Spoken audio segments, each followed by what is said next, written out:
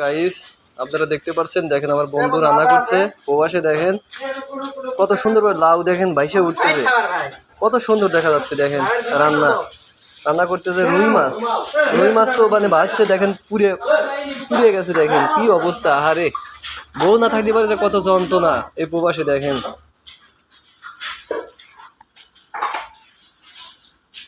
জীবনটা দেখেন বেদনা, মূলর জুস পেলাম না।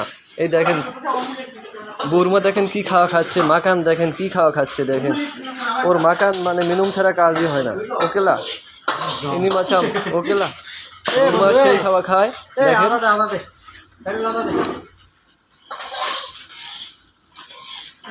এই দেখেন বন্ধু আমার মানে জামা কাপড় খোলেই নেই। দেখেন গরুর গোস্ত পাকাচ্ছে। দেখেন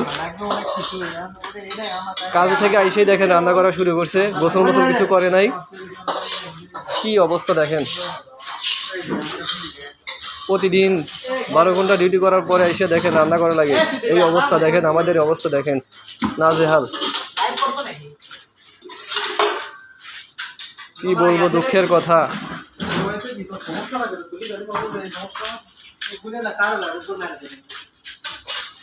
কষ্টই লাগে, ভাবতে গেলে কষ্টই লাগে। প্রবাস জীবনটা এত কষ্টের আগে জানতাম না।